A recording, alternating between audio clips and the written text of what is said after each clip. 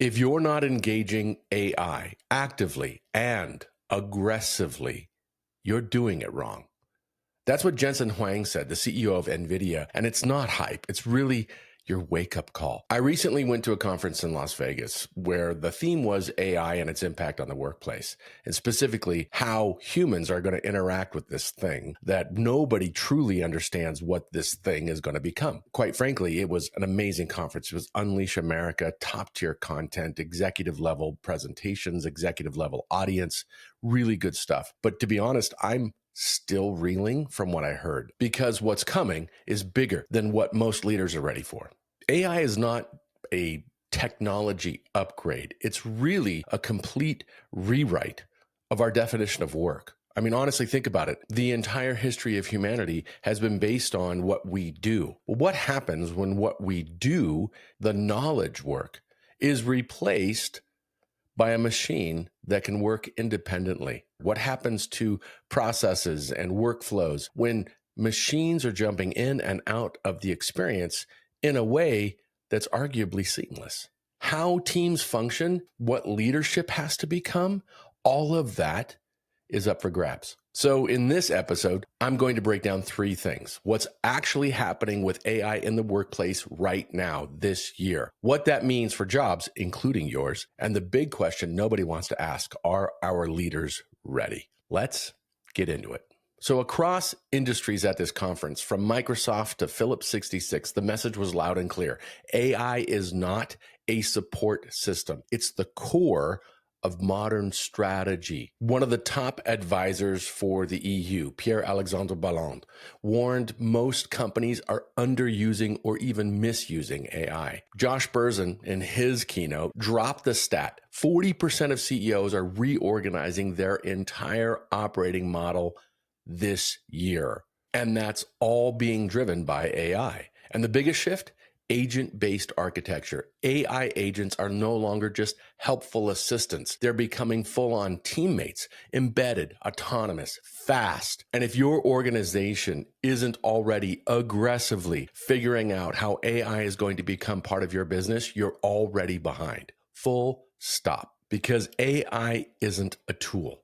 It's the strategy. Here's my second big point, and I can't sugarcoat this next point. AI is already eliminating jobs. Entire workflows gone, not streamlined, replaced. Deloitte says that 41% of daily tasks are non-value add. AI is gunning for every one of them. Josh Berzin called out HR alone. Dozens of roles are simply vanishing. I know the same thing is happening in tech and marketing and even sales, finance. Knowledge work is going away and being replaced by AI agents. And IBM, as an example, has just replaced hundreds of HR generalists with one AI agent called Ask HR. And it's now handling 94% of the tasks that HR generalists did. Things like requests for time off and payroll changes and even recruiting workflows and hiring workflows, all being managed by an agent. All of this is already happening. So the question isn't, will jobs go away? They are. The real question is, how will that affect us? Because if we gut teams for short-term wins and don't reinvest in people, we lose the long game. Let's go to my third point now. This isn't just about learning new tools. It's about becoming a new kind of worker, a worker that can integrate with AI, lead and oversee those agents, and deliver human value in a system built for machine effectiveness. The whole definition of teamwork is evolving. AI teammates are real, and they will become even more real in the near future when we start integrating artificial intelligence with robotics. So what does that mean to concepts like trust and belonging at the workplace? And the new gold standard that's being applied is the SuperWorker. Even HR is now being rebranded. From the stage, Microsoft now calls it intelligence resources, not human resources, because they get that the orchestration of intelligence is their core task. But the question becomes, who owns that? Is that truly an HR deal, or is that a tech deal? Or do we have to create an entirely new kind of leader to be able to do that? Those are all questions that have yet to be answered, and everyone from mega corporations to government are trying to figure that out. And the bottom line is that super system of agents and super workers is yet to be defined. So I could stop this episode right now just with those facts. Those are all big rocks dropping in the water, making big splashes. But to be honest, none of this will work if we don't clear 3 massive obstacles. And those obstacles could honestly crush everything. And they are, very quickly, bad data, limited energy, and outdated thinking. Let me break those down just a little bit more. Bad data.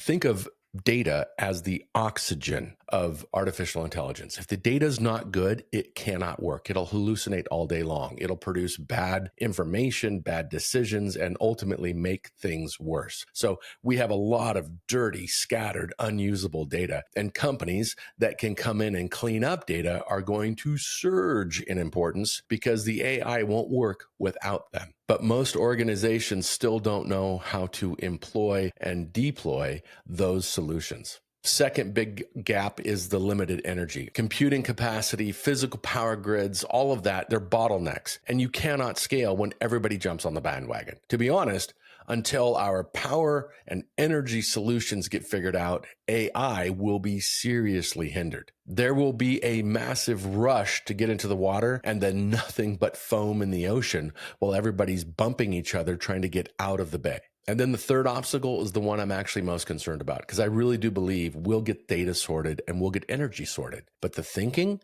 of our leaders, that's scary. Too many leaders think they can use the thinking and the models and the frameworks that they've always used to navigate this disruption.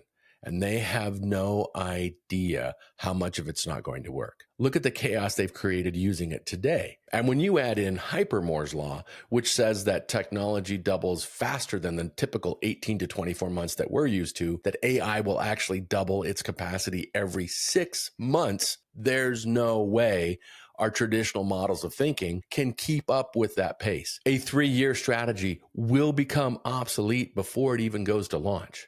We have to stop thinking long-term planning and start thinking rapid, agile decision-making. And too many leaders don't know how to do that. So to be blunt, if we don't answer that challenge, AI won't be the problem. We will. And I'll leave you with this, the question that matters most. We keep calling this change, but it's not change. It's disruption. It won't be comfortable, it won't be linear, and it won't slow down. So the toughest question we need to ask ourselves is this: do we have the leadership who can handle it? We don't need the leaders who cling to control. We need the ones who can create clarity, who embrace disruption as the new normal, who lead through uncertainty, and who build environments where everyone can make great decisions under pressure and at speed. Because in the end, the future won't be won by the companies with the best ideas. It'll be won by the ones who move fastest through the friction. So, are you ready? If this hits home, I've got something more for you. You can check out a free preview of my masterclass on strategic execution. It'll show you how to cut through the noise, get to the real reasons execution breaks down, and ultimately, what to do about it. I'll walk you through a clear, proven framework that actually works. These are genuine best practices and strategies that will stop the grind and get your team thriving. Find the link in the notes section and take a moment now to invest in yourself. Holo moa. Onward and upward.